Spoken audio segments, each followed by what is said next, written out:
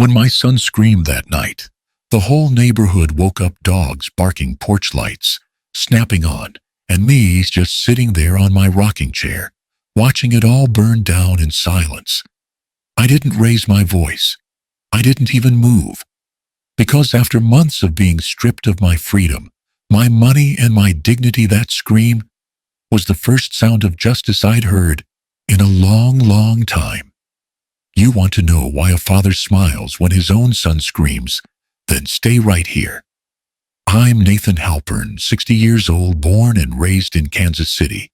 And this is the story of how I took back everything that was stolen from me, piece by piece, without ever raising a hand. If you're watching this, hit like, subscribe, and tell me in the comments where you first heard about my revenge. I want to know how far my story has traveled, and if you think the punishment fit the crime. Now let's go back to the night it all began. Tyler's scream ripped through the house like a gunshot. The sound was raw, startled, and ugly, something between panic and disbelief. Porch lights blinked on up and down the street. Dogs started barking. Somebody yelled, "Everything all right over there, Nate?" I didn't answer. I just sat on my back porch, wrapped in Mara's old wool blanket, rocking slow, my coffee long gone cold. I could still hear him inside, the shuffle of bare feet, the slam of the fridge door, the sharp clatter of glass on tile. He screamed again, louder. And for the first time in years, I smiled. You want to know why a father smiles when his own son screams? I'll tell you. Because for months, I was the one suffocating under his silence, his rules, his smirks, his little systems to keep me in line. For months, he took what I earned and made me beg for pieces of it back, as if my pension, my own damn money, were his allowance to hand out. So yeah, maybe tonight I smiled. Because that sound, the sound of him realizing he'd finally lost, was the sweetest sound this old house had made in a long, long time. But let's back up. That fridge, he's screaming at it, used to hum like a lullaby. The smell of coffee and bacon used to drift from it every morning when Mara was alive. After she passed, I kept it stocked out of habit: milk, a few eggs, cold cuts, leftover stew. Then Tyler moved in, and the fridge turned into his personal safari. He ate what he wanted, drank straight from the jug, left wrappers and greasy boxes piled on the counter. I didn't say much. You tell yourself it's just temporary, that your kid's had a rough time, that he'll get back on his feet. That's what fathers do, right? We wait. We hope. We make excuses until the excuses start costing more than you can afford. It started small. He borrowed a few hundred here, a few hundred there. Then came the talk about simplifying finances. I remember the day he said it, calm voice, spreadsheet open on his phone, like he was doing me a favor. "Dad, you don't need to stress over bills. I'll manage your pension transfers. You'll still get your allowance, say $300 a month, for whatever you need." Allowance. He said it like I was some old man drooling on myself in a nursing home. Next week, my direct deposit, 32 years of factory work, started landing in his account instead of mine. Just for convenience, he said. He gave me cash, like I was a kid getting paid for mowing the lawn. I tried to tell myself it was fine. He's my son. Blood's blood. But soon the control spread. He changed the Wi-Fi password so you don't get scammed online. He handled the mail, junk mails, just conniving you. He even started answering the door for me, telling the neighbors Dad's resting. He's not up for visitors. Resting. That's what they call you right before they bury you. He'd walk around my house like he owned it, turn off lights, adjust the thermostat, monitor the grocery list. He'd say things like, "Electric bills are crazy these days, old man. You don't need to live like it's 1995. That was his tone, half joke, half insult, a way to shrink me down so I'd stay quiet. You ever felt that kind of humiliation? Not the loud kind, the quiet kind. The kind that sits on your chest at midnight and makes you wonder when you stopped being the man of your own house. I'd lie awake listening to the hum of that fridge and the faint creak of the floorboards when he snuck downstairs for a beer, bought with my money. Sometimes I'd reach for Mara's side of the bed and find only cold sheets. If she'd been there, she'd have told me what to do. But she wasn't. So I endured. Until tonight. Tyler's scream echoed again, sharper, like the sound of a man seeing the truth for the first time. I didn't move. The rocking chair kept its rhythm forward, back, steady as a heartbeat. I thought about the first time he came back, suitcase in hand, voice full of fake charm. Just for a few days, Dad. That was 3 months ago. Since then, he'd drained my accounts, sold my tools, and treated me like a guest in my own home. He forgot one thing, though. I'm old, not stupid. See, I come from a generation that fixes things, cars, fences, mistakes. When something's broken, we don't post about it. We get our hands dirty. And somewhere between the humiliation and the fear, I decided to fix this too. That's why tonight, the fridge is empty. That's why there is something waiting for him inside that chilled white box. Something that'll freeze him worse than the cold air. And when he saw it, when he realized what it meant, that's when he screamed. I could hear him stumbling around, muttering papers, shuffling drawers, opening. Maybe he thought it was a joke. Maybe he thought the world still belonged to him. But no, son, not anymore. The porch light flickered. A breeze picked up, carrying the smell of wet grass and distant rain. The neighborhood had gone quiet again. Even the dogs seemed to know this was the end of something. I kept rocking, one hand wrapped around the chipped mug, the other gripping the blanket tighter across my chest. My coffee was a cold bitter, but freedom tastes a lot like that. Sometimes. He shouted my name then. Once, twice. The kind of shout that doesn't sound like a son anymore, but like a cornered animal. I didn't answer. I'd already said everything I needed to say, just nod with words. Everything he needed to know was sitting right there in that refrigerator. The porch clock ticked. Somewhere inside, a door slammed. The sound of something breaking. Then silence. I stared out at the streetlights glinting off wet asphalt and thought about all the fathers who stay quiet.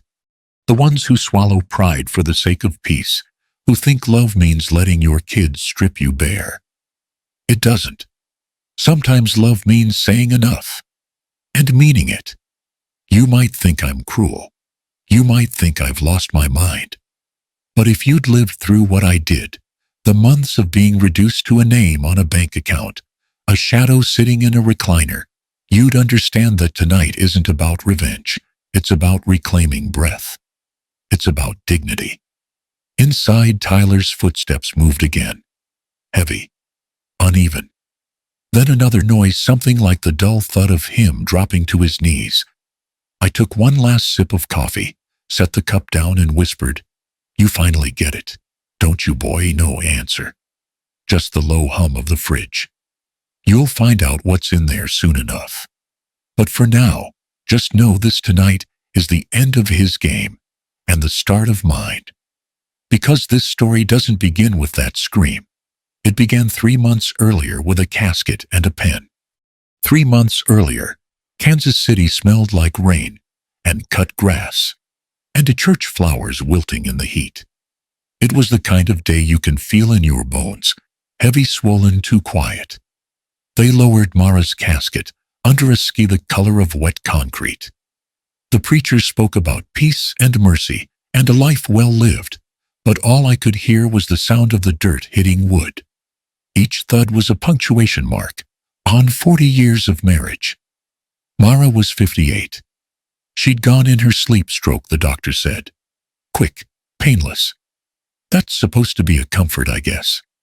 It wasn't.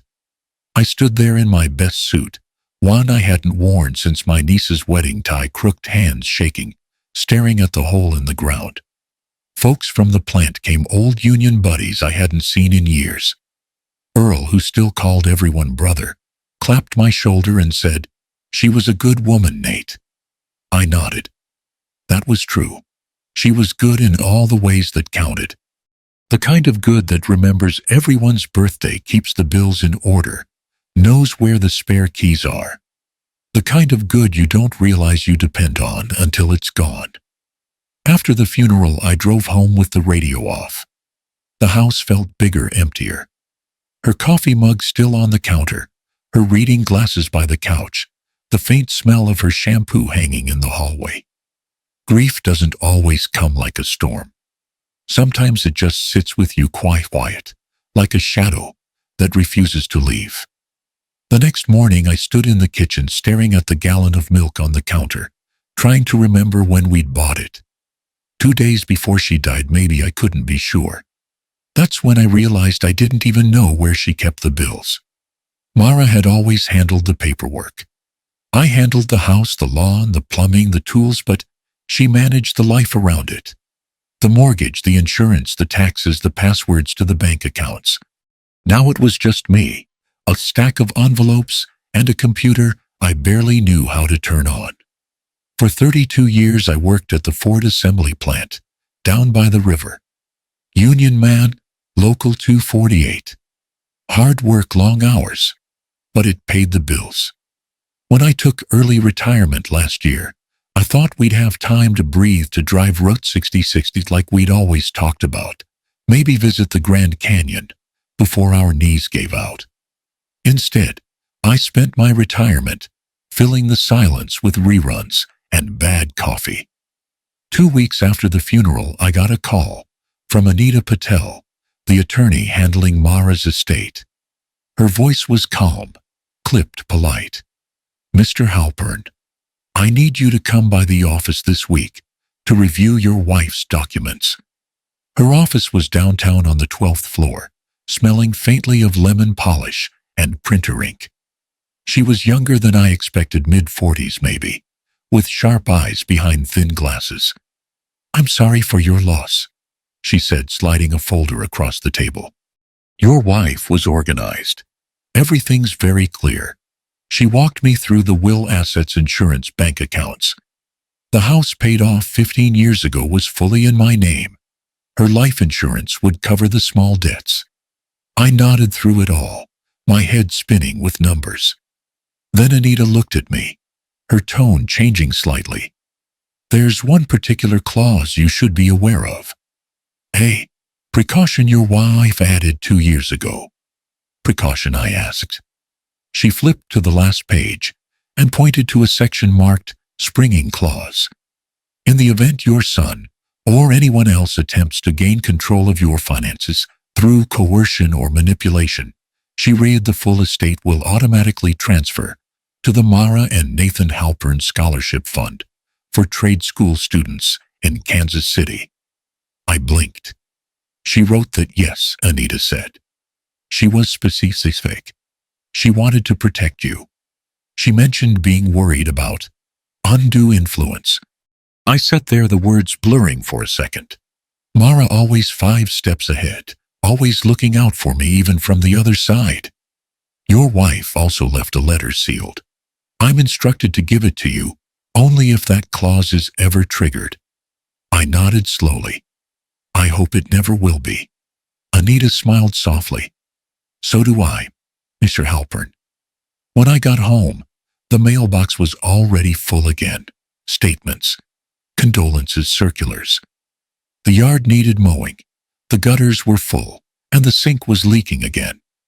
I spent the afternoon fixing it, though half the time I just wanted to crawl back into bed. That's when Mrs. Alvarez leaned over the fence, her gardening gloves still on. "You doing okay, Nate?" she asked, voice gentle. "As okay as I can be," I said. "You need anything, you holler." "Earl and the guys from church were talking about fixing that broken step on your porch." "I'll get to it." She nodded. "You always say that." Then she gave me a little smile and disappeared behind her rose bushes. It was nice having people care. But when the sun went down, they all went home to someone. I didn't. That night, I sat at the kitchen table trying to make sense of the online banking site. It took me 20 minutes just to find the login page. I forgot the password twice. When I finally got in, I saw my pension deposit sitting there like a stranger I didn't know what to do with. The screen glowed in the dark kitchen, throwing light on the empty chair across from me. I caught myself talking out loud. "You'd laugh at me right now, Mara. You'd say, 'Nathan, you still don't know where the checking account is.' And I'd answer, 'Guess not, honey.'" The next morning, I tried making pancakes the way she used to. Burned the first batch. The second two. Ended up with toast and black coffee again. I told myself things would get easier. They didn't. Days turned into weeks. The house settled into a quiet too thick to breathe in. The TV played for company. The phone stayed silent. Then on a Thursday evening in late August, as the cicadas screamed in the trees, the doorbell rang. I wasn't expecting anyone. I wiped my hands on a dish towel and opened the door. And there he was, Tyler, my son. 35, beard, a little too long, 2 suitcases at his feet, and that same half grin he wore when he wanted something. "Hey, Dad," he said, stepping inside before I could answer. "Mind if I crash here for a few days? Just need some time to get things sorted." 2 suitcases, 1 smile. That's how hell walks into your house, looking tired, polite, and temporary. At first it felt good having someone in the house again. The place had been too quiet for too long. Every creak sounded like a ghost. Every shadow, like Mara turning a corner. When Tyler came back, the silence broke. There were footsteps on the stairs again, cabinet doors opening, the hum of his voice in the next room. For a little while, I let myself believe it was a kind of healing. The first few days he played the part well. "Let me mow the lawn for you, Dad," he said, firing up my old Craftsman. "You shouldn't be pushing that in this heat." "Want me to fix you some dinner?" he offered, another night, microwaving a frozen lasagna and calling it home-cooked. He'd tell stories about how rough things were. Jobs that didn't work out, rent. He couldn't keep up with women who just didn't understand him. I listened, nodded, even slipped him a few 20s when he said his car needed gas. I told myself it was just a hard patch. Everyone has them. But deep down, I knew the rhythm. Tyler always came back when something ran out, money, patience, or someone else's couch. He slept late. Always did. Around 11, I'd hear the mattress groan, the shuffle of feet, the refrigerator door swinging open. He'd drink straight from the milk carton, gulping half of it before setting it back. "Dad," he'd call out, "we're low on groceries again." I'd mutter, staring at my coffee. I didn't complain. Having him there made the place feel less hollow. Even his bad habits, the music too loud, the TV blaring, the smell of his vape, were company of a kind.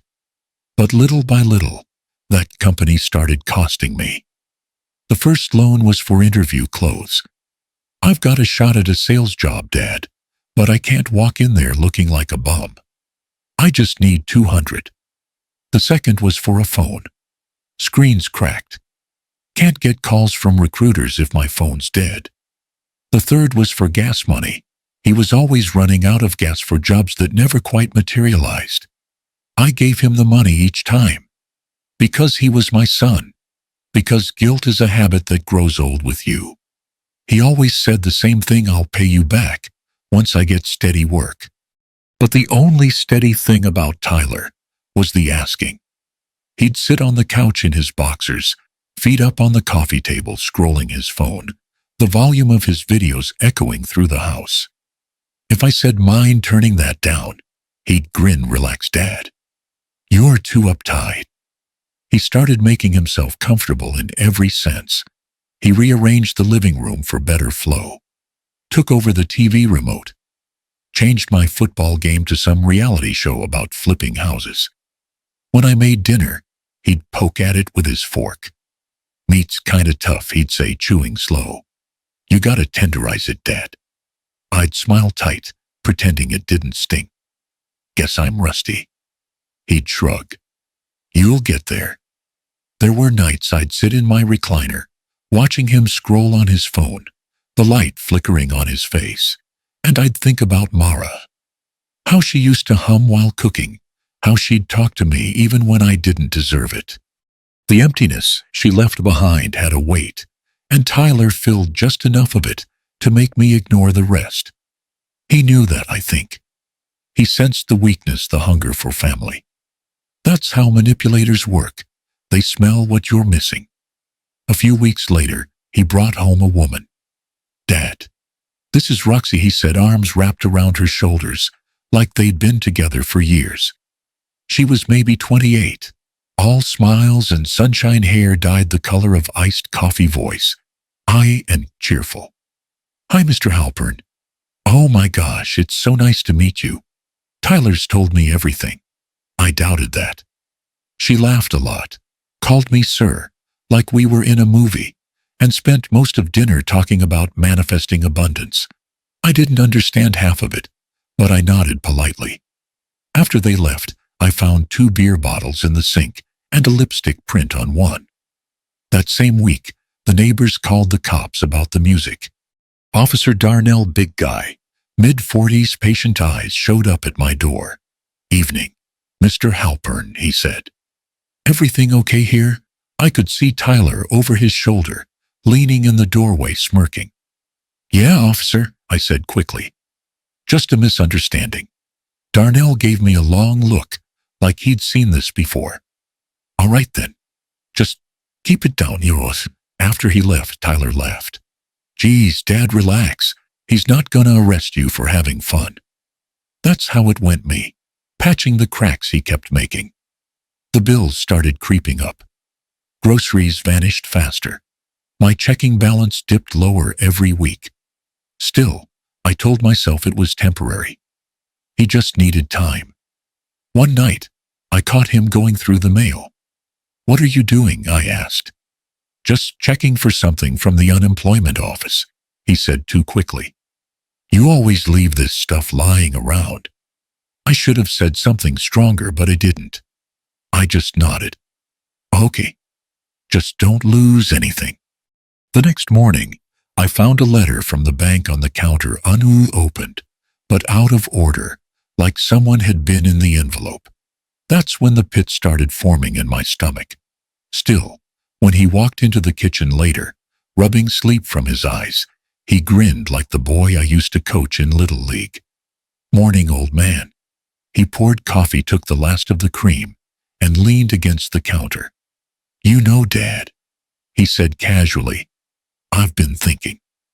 You shouldn't have to stress about money stuff anymore. Let me help you get organized. I froze mid-sip. Organize? Yeah, he said, smiling too wide. Bill's pension, all that boring crap. I can streamline it. You don't have to lift a finger. His voice was smooth, practiced, like a salesman closing a deal. My gut twisted. Somewhere deep down, I knew exactly what he meant. That was the first time I realized how dangerous it can be when your own blood starts talking like a banker. Monday morning came wrapped in fog and the smell of burnt toast.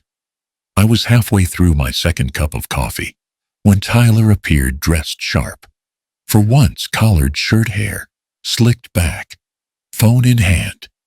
Morning, Dad, he said, too cheerful. Hope you're ready. We've got an appointment at the bank. The bank, I frowned. What for? Just routine stuff, he said. Gotta streamline your finances, remember. You've got checks, deposits, and pensions all over the place. Let me handle it. Make it easier for you. I should have said no right there. But I didn't. Because when your kid talks like he's doing you a favor, you want to believe him. You want to think he's finally growing up. By the time I grabbed my jacket, he already had the truck keys in his hand. The branch was cool and bright, the kind of place that smells like printer ink and false smiles. A young man, in a navy suit, Colin, his name tag read, stood up when we entered. Good morning, Mr. Halpern, he said. Your son told me you would like to update your account structure. Durable power of attorney and a joint checking right. I blinked. Power of what? Tyler clapped a hand on my shoulder. Just paperwork, Dad. It lets me help manage your bills. You don't need to worry about anything. Colin smiled the way bankers do when they've said the same line 1,000 times. A durable power of attorney allows your son to conduct transactions on your behalf. Pay bills, make withdrawals, adjust deposits. It's very common for families. Keeps things efficient. Efficient. That word echoed like a warning bell. I don't know. I started. Seems like a lot of. Tyler cut me off. Voice soft but firm. Dad, please. You forget things sometimes. Remember the gas bill last month? It was late. I just want to help. You deserve to relax for once. Forget things. That one stung more than I expected. He leaned closer, lowering his voice like a salesman sealing the deal. Mom would have wanted you to take it easy. That did it. Mentioning Mara, he knew exactly where to press. I sighed and nodded. All right, if it makes things easier. Colin slid the papers across the desk. Just sign here, Mr. Halpern. And here. Initial the bottom.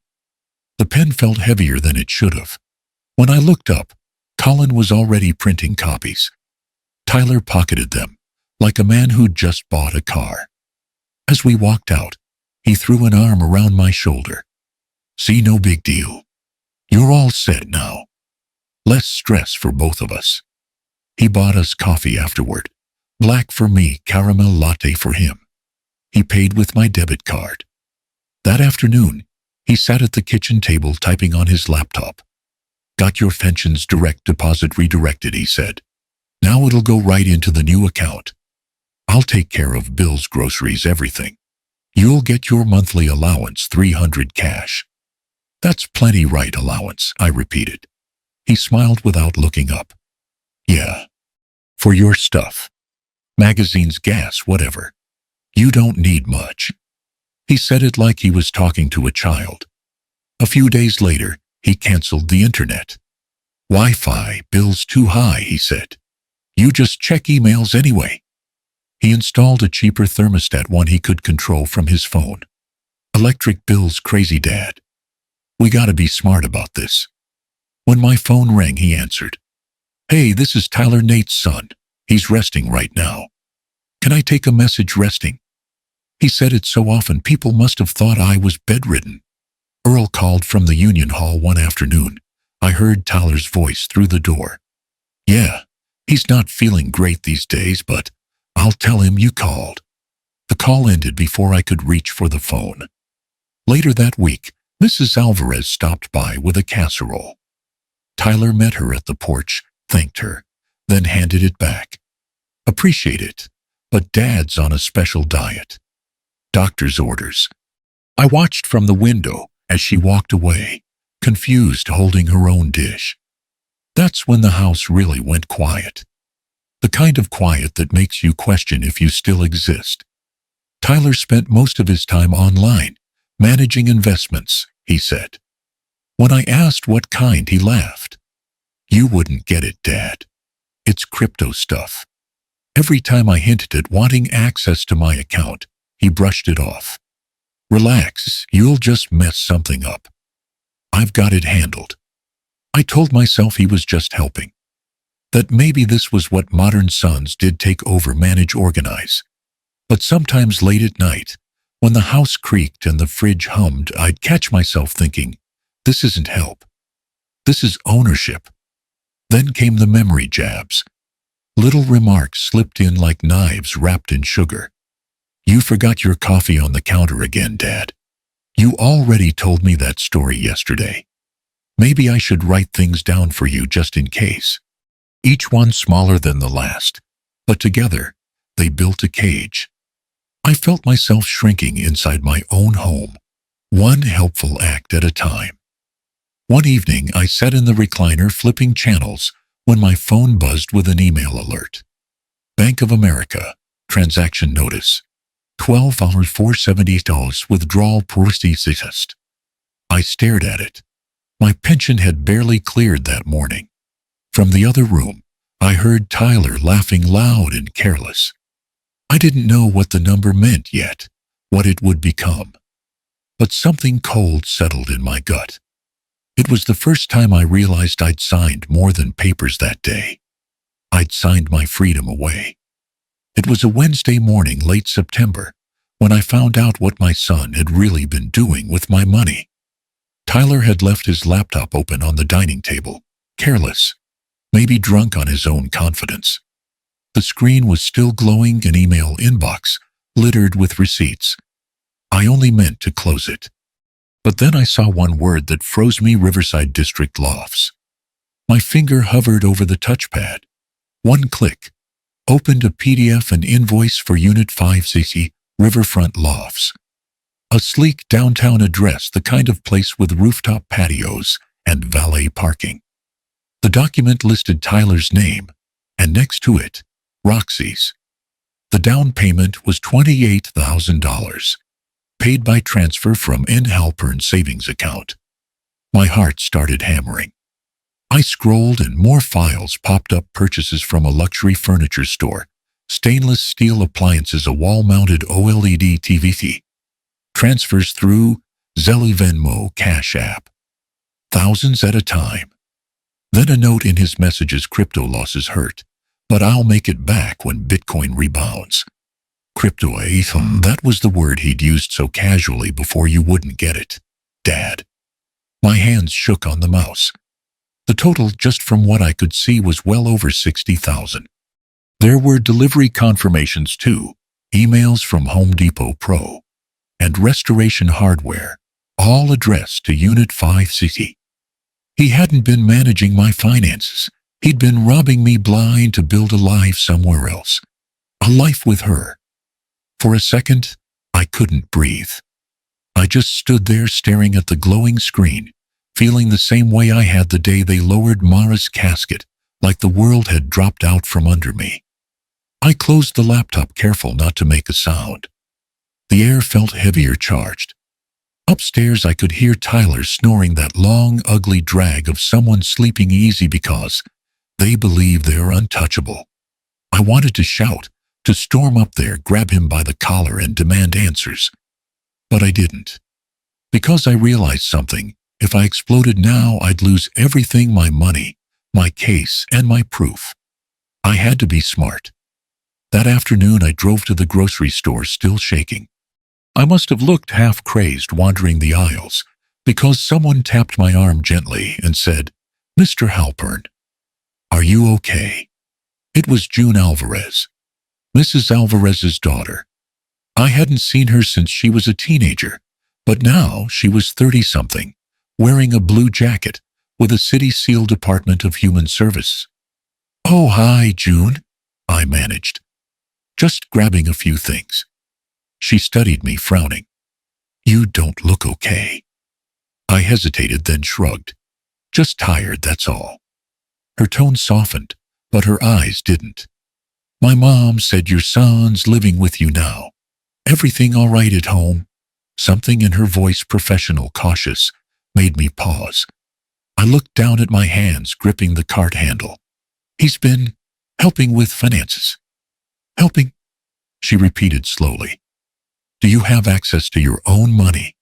I didn't answer. I didn't have to. Her expression changed, firm, alert. "Mr. Halpern, I work in adult protective services. What you're describing sounds like financial exploitation. It's a kind of ACE." That word hit me hard. Abuse. I'd heard it 1,000 times on the news, in pamphlets, in union safety briefings. But it had never felt like mine before. "Abuse," I said quietly, the word tasting like metal in my mouth. "Yes," she said gently. "When someone misuses or takes an elder's money without consent or manipulates them into giving it. You're not alone in this. There are laws to protect you." She scribbled a name and number on the back of her receipt. Harlan Greeley, elder law attorney. He's good, works with APS all the time. Call him, please. I slipped the paper into my pocket and thanked her, though my voice barely worked. That night, when Tyler came home smelling like beer and expensive cologne, I sat in the dark living room, pretending to nap. He walked right past me whistling, carrying a bag from Williams-Sonoma. The next morning, while he was out running errands, I called Harlan. He answered on the third ring, voice calm and steady. This is Harlan Greeley, elder law. I told him everything about the power of attorney, the joint account, the withdrawals, the loft. He didn't interrupt once. When I finished, he let out a quiet breath. Mr. Halpern, he said, you're dealing with what's legally defined as elder financial abuse. I've handled dozens of cases like this. But we need to move carefully. He already has control. We'll take it back step by step. What do? I asked. He listed 4 steps, crisp and simple. Revoke the power of attorney. Immediately. Open a new account. Different bank, different branch. Log every piece of evidence, statements, invoices, screenshots. With the police and the day once the paper trails airs yet. Don't confront him yet, Harlan said. Let him believe you're still in the dark. The more he relaxes, the more he'll incriminate himself. You've got one advantage, Mr. Halpern. He underestimates you. That night I sat alone at the kitchen table, Mara's blanket draped over my shoulders. The fridge hummed softly, its light spilling across the room. I thought about all the ways Tyler had erased me from my own life. The humiliation, the loneliness, the small daily thefts of dignity. And somewhere between the anger and the grief, something cold and clear settled in. He thought I was a tired old man. He thought I'd never fight back. He thought wrong. I looked at that refrigerator, the same one he emptied without thanks, the one he raided at midnight, like he owned it, and for the first time, I smiled. Because staring at it, I saw something more than a kitchen appliance. I saw a stage, a trap, a reckoning. That's when the idea came to me, simple, poetic, and final. The night of the refrigerator. By Friday morning, I was done being a victim.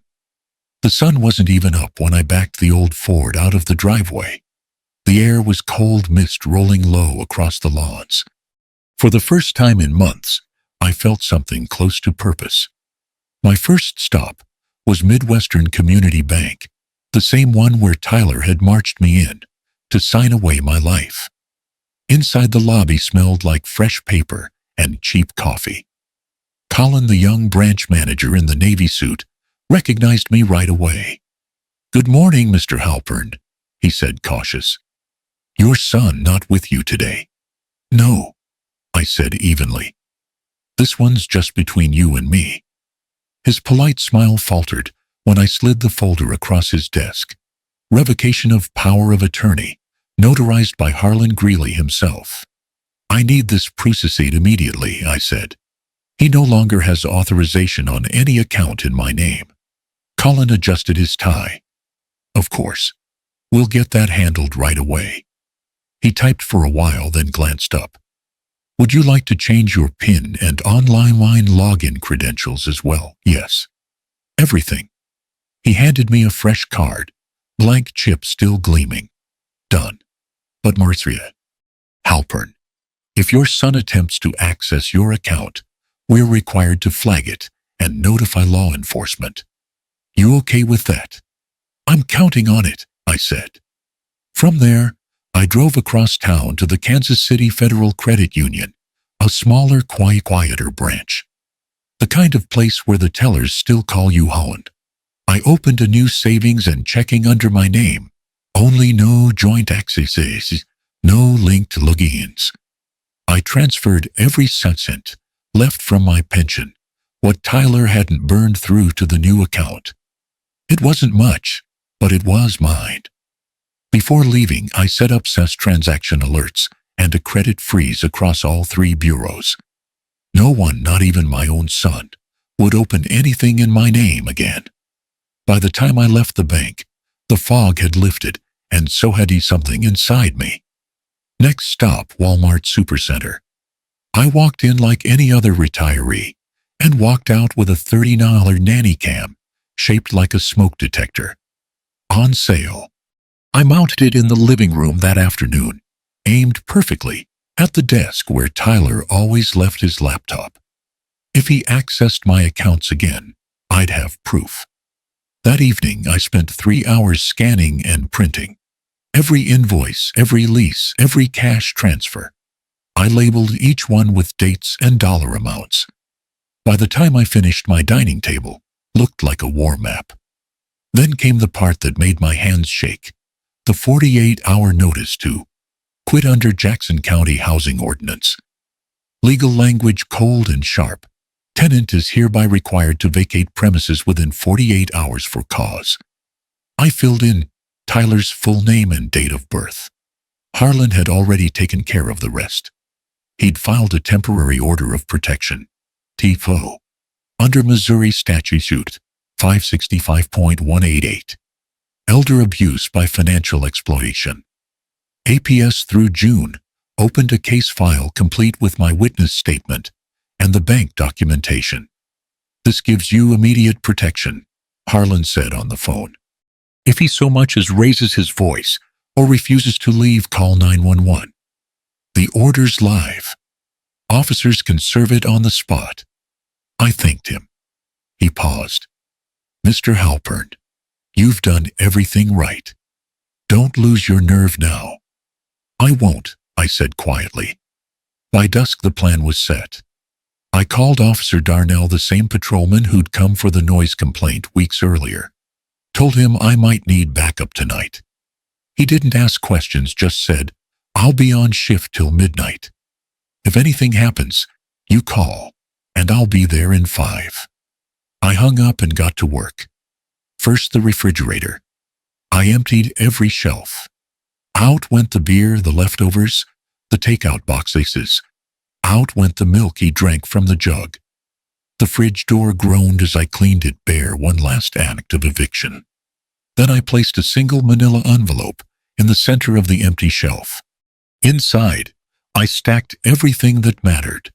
A copy of the revocation of power of attorney, the APS case number, the temporary order of protection, still photos from the nanny cam, Tyler's face illuminated by his laptop screen as he made another withdrawal. A spreadsheet of every transaction he'd stolen. A printed photo of the riverfront lofts. Invoice, his and Roxy's names side by side. And the spare key to his motorcycle tagged with a property receipt, already logged by police for evidence. I sealed the envelope, wrote his name in black marker across the front, and slid it onto the middle shelf. The fridge light glowed over it, like a spotlight. Justice chilled to perfection. The house was spotless when I finished. No clutter, no signs of hesitation. The only sound was the slow creak of my rocking chair as I sat back on the porch. I could smell rain again, that some heavy Kansas City smell that always comes before a storm. In the distance, the church bell struck 11. My hands were steady. My heart wasn't racing anymore. Inside, the digital clock on the stove flipped from 11:46 to 11:47 Balmoy. Headlights swept across the window blinds. Tyler was home. The house was silent when Tyler's key turned in the lock. Then came the sound of the fridge door opening, a long creak, followed by a sharp thud as it hit the wall. And then his scream. It tore through the quiet like a blade splitting canvas. The dogs started barking up and down the block. Porch lights blinked on, one by one, Mrs. Alvarez, then the Harris place across the street. But I didn't move. I stayed in my rocking chair, wrapped in Mara's old wool blanket, the one she used to bring out every winter when the furnace coughed. The night air smelled of wet grass and thunder. Inside, Tyler's voice broke through the hum of the empty house. What the hell is this? Footsteps pounded closer. He appeared in the doorway, eyes wild, holding the manila envelope like it was something poisonous. You think this is funny, old man? He shouted. You emptied the fridge. You spying on me now. I didn't answer right away. I just looked at him, really looked at him. The red face, the shaking hands, the fury that only comes from guilt. Then I said quietly, I'm done existing, son. He froze. What? For months I stopped living. You made me a ghost in my own house. Tonight that ends. He sneered, waving the envelope. You don't even understand money, Dad. I was managing it for our future. I nodded slowly. Our future, huh? I reached beside me and picked up a folded sheet of paper. My ledger. Let's read our future then. My voice didn't shake. 28,000 for the loft down payment, 15,000 for furniture, 9,000 for appliances, 5,000 burned on crypto, 3,000 in personal charges. Each number hit like a hammer. Tyler's jaw twitched. You went through my stuff. That's illegal. No, I said, rising to my feet. What's illegal is theft. What's worse is doing it to your own blood. He took a step forward, close enough for me to smell the beer on his breath. You think anyone's gonna believe you? You signed the papers, old man. I met his eyes. Not anymore.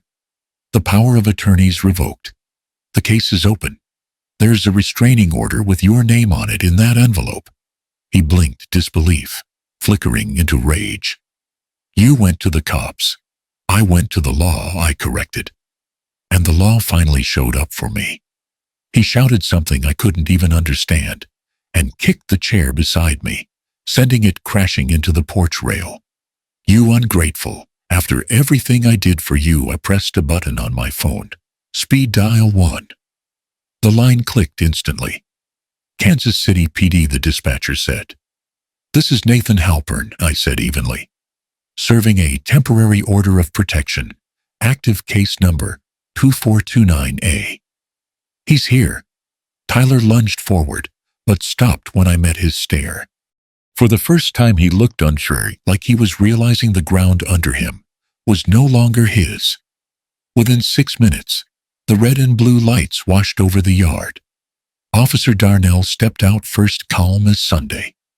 Another officer followed, hand resting lightly on her belt. Evening, or Halpern, Darnell said. Everything okay? I nodded toward Tyler. We're just wrapping up old business. Darnell turned to him. Tyler Halpern, I've got a temporary order of protection filed by your father. It's valid through the county court. He unfolded the document, reading aloud. You are required to vacate these premises within 48 hours. Violation constitutes a misdemeanor under Missouri law. You understand? Tyler's face went pale. This is bullshit. He's confused. He's being manipulated. Darnell didn't blink. Sir, confusion doesn't come with notarized forms. The younger officer stepped forward, firm but polite. Let's get you some air, Mr. Halpern. You can gather your essentials, but you're leaving tonight. Tyler's mouth opened, then closed again. He looked from me to the cops, to the open envelope still clutched in his hand. His shoulders sagged. That's when headlights swung across the street, a white sea screeching to a stop. Roxy jumped out, still in her work heels, mascara streaked from tears. Tyler, she cried. They called me from the leasing office. The loft payment bounced. They are threatening to evict us. Tyler turned on her, furious. What? That's impossible. I moved the funds. The funds are gone, she shouted. The account's frozen. He spun toward me, realization dawning slow and ugly. You did this. I didn't deny it. No, son. You did this to yourself. Darnell nodded to the other officer. Let's go ahead and escort him outside. As they walked him toward the door, he twisted around one last time. You can't do this to your own kid. I met his eyes, calm and final. You stopped being my kid when you made me your victim. They led him out onto the porch. The rain had started soft and steady. Roxy was still shouting something about our place, and you promised, but the sound was fading under the rain and the sirens.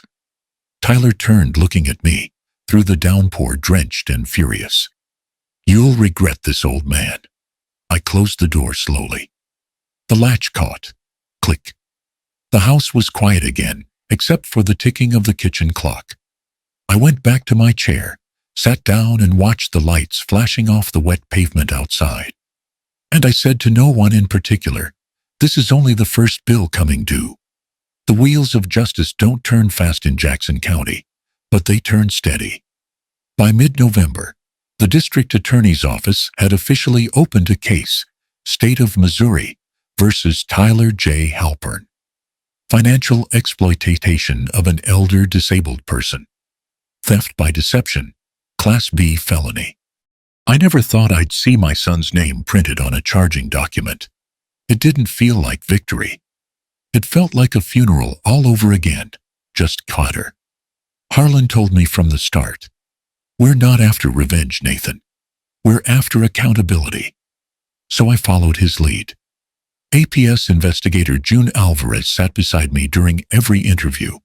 She carried a leather binder thicker than a Bible filled with notes, bank statements, and printouts from the nanny cam footage.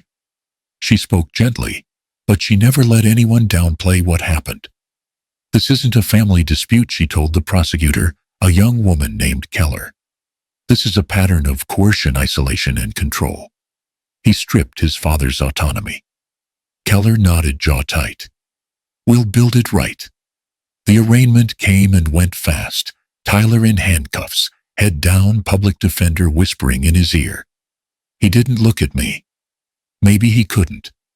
Harlan leaned toward me and whispered, "He'll plead out. They always do when the evidence is this tight." He was right. 2 weeks later, Keller called to confirm Tyler had accepted a plea agreement. 5 years probation, mandatory counseling for financial and emotional abuse, restitution, totaling $52,000 to be paid within 12 months. I should have felt relieved. Instead, I felt hollow. At the victim impact hearing, I sat at the wooden table with my notes trembling in my hands. My voice came out low, rough as gravel. "I raised my son to work with his hands," I told the court. "To respect a dollar." Somewhere along the way, I guess he forgot both. What he took wasn't just money. It was trust, and you can't reimburse that. But I'm not here to see him destroyed. I'm here to make sure no other father sits where I am now. The judge, a gray-haired woman with a face like carved stone, nodded. "Mr. Halpern, your statement is entered into record. Thank you for your dignity." Dignity. That word stayed with me longer than anything else that day. Outside the courthouse, the wind cut cold through my coat. June stood with her arms crossed, smiling faintly. "You did good, Mr. Halpern. Most people break on that stand." "I did my breaking months ago," I said. She nodded. "Then this is your rebuild." A week later, I got a call from attorney Anita Patel, Mara's estate lawyer, the same one who'd read the will months earlier. Her voice carried that same calm professionalism. "Nathan, could you come by my office? There's one last matter related to your late wife's trust. Something she left sealed." I frowned. "Sealed?" "Yes. It was a springing letter to be delivered only if your son ever attempted to exert financial control over you. It seems that condition has unfortunately been met." When I arrived, Anita's office smelled of sandalwood and old files. She handed me a cream-colored envelope, sealed in red wax. My name written in Mara's handwriting, sharp, looping, deliberate. I hadn't seen her writing since before the stroke. My fingers trembled as I broke the seal. The letter inside was dated May 14, 2023, 2 years before she died. "My dear Nathan, if you are reading this, it means what I feared has come true. I couldn't bring myself to tell you while I was alive because love makes us blind to our children's darkness.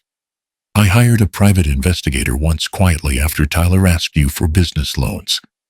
The truth broke my heart. He lied to both of us. He had debts, and worse, he used your name to apply for a personal credit line. I created a clause in our will, a springing trust. If Tyler ever attempts to control your finances or exploit your pension, his entire inheritance will instead fund the Mara Halpern Memorial Scholarship for students in auto technology programs. It's already filed with the state. Our money will still build something good, Nathan. Just not the way we hoped. Please forgive yourself for believing in him. You always believed in fixing things. Some things, love, can't be fixed. They can only be released. And that too takes strength. If I'm gone, promise me you'll still sit on the porch sometimes. Drink your bad coffee. Watch the world spin without guilt. You did your best, my dear man. That was always enough. Mara. I read it twice before realizing I'd been crying quietly, uncontrollably, the way men my age do when there's no one left to see it. I wasn't crying for her or for Tyler. I was crying for the man I'd been, the one who thought silence was kindness, who thought endurance was strength. I looked up at Anita, who was watching me with soft eyes. She really knew everything, didn't she? She did, Anita said. And she still believed in you. That night back home, I sat in the same rocking chair where it all began. The air was crisp, the kind that smells of coming snow. For the first time since Mara's death, I whispered out loud, "You were right, honey. Some things you don't fix, you just forgive." My phone buzzed beside me. A text from Harlan: restitution hearing scheduled. January 9th. Be ready. Nathan, this one's for closure. I looked at the message then, out into the quiet neighborhood, where every porch light seemed to burn a little steadier. The fight was almost over. 6 months passed, and the house no longer looked like the place where a man had once been afraid to breathe. I painted the living room a warm eggshell white, replaced the heavy drapes with light cotton ones, and bought a modest beige sofa from a clearance sale down at Nebraska Furniture Mart. Out on the porch, I planted 3 pots of purple petunias, Mara's favorite. They caught the afternoon sun just right, turning the front of the house into something almost cheerful. Inside, the air smelled of pancakes and diner coffee instead of fear. That change began the day Miles moved in. He was 26, training to be an EMT, working night shifts out of St. Luke's Hospital.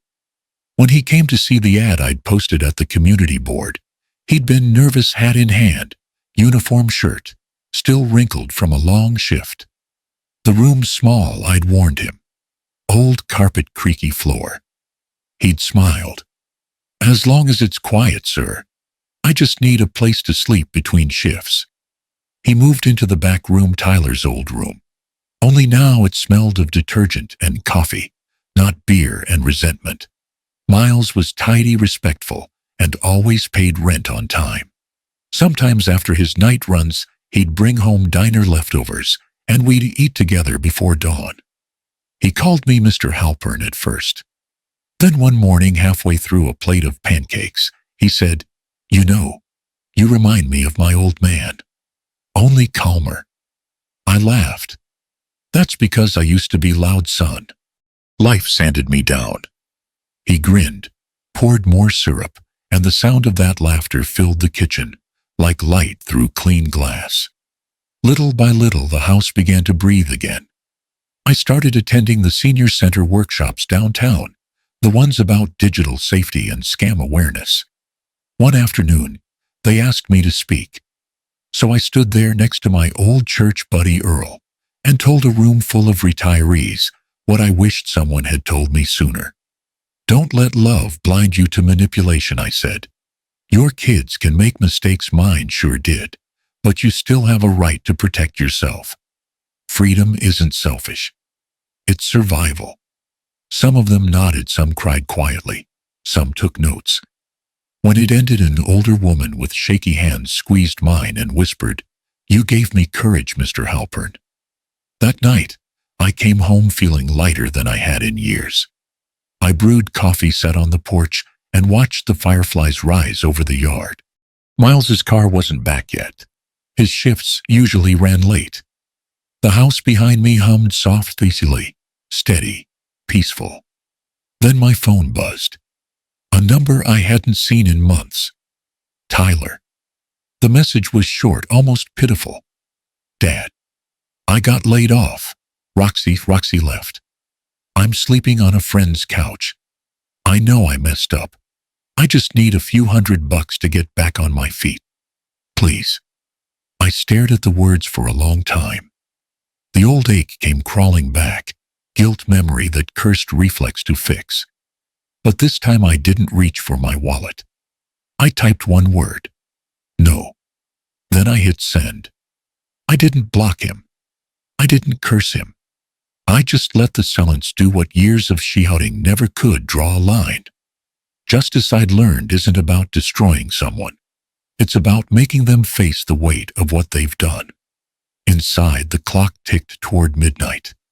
Tomorrow, the court would finalize the restitution order, the official number, the final ledger between us. I poured another cup of coffee and whispered into the quiet, tomorrow we settle accounts. The restitution hearing lasted less than 20 minutes, but it felt like closing a lifetime account. Judge Keller reviewed the documents. One last time, glasses perched on the edge of her nose. Mr. Tyler Halpern, she said evenly, you are hereby ordered to complete restitution payments, according to Schedule $4,300 per month, until full repayment is met. You are further prohibited from contacting or approaching your father for a period of 1 year and must complete mandatory financial counseling and behavioral rehabilitation as part of probation. Tyler didn't argue this time.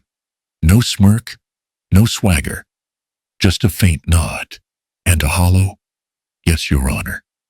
When it was over, I stood quietly while Harlan shook my hand. It's done, Nathan. You've got everything the law can give. Yeah, I said softly. Everything the law can give. June from Apes gave me a warm hug outside the courtroom. You're the reason some other father will speak up next time, she said. I smiled at that small, tired, but real. That evening, I went home to my porch. The air was cool Missouri autumn, crisp, with that faint scent of dry leaves and wood smoke. The Chiefs game murmured low from the old radio on the railing. Somewhere down the block, kids were laughing, chasing each other through the twilight. I pulled Mara's blanket over my lap and opened her letter one last time, folding it neatly before tucking it away in a small wooden box. Then I sat back, rocked gently, and looked out at the quiet street, the same one where months ago neighbors had turned on their lights because of a scream. Tonight, those same lights shone steady and calm. It struck me then how peace doesn't announce itself with trumpets. It just shows up one day, sits beside you, and asks for coffee.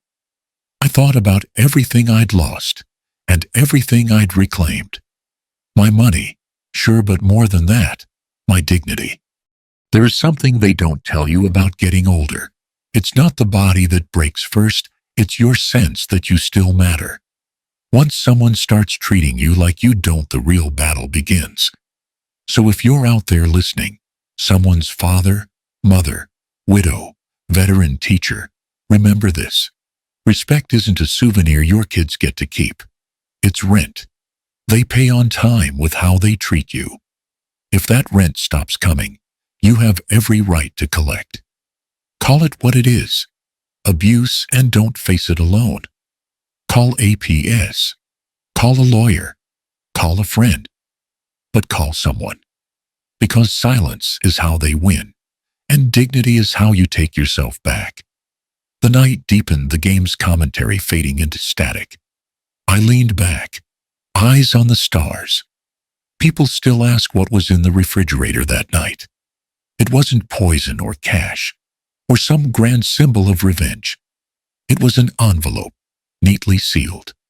Inside were a revocation of power of attorney, the case number from APS, a copy of the new safe deposit key, photos from the nanny cam, and the 48-hour notice to quit pinned right to the center shelf.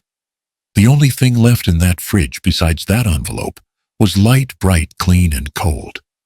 A new kind of menu for the house freedom. I took a slow sip of coffee and smiled.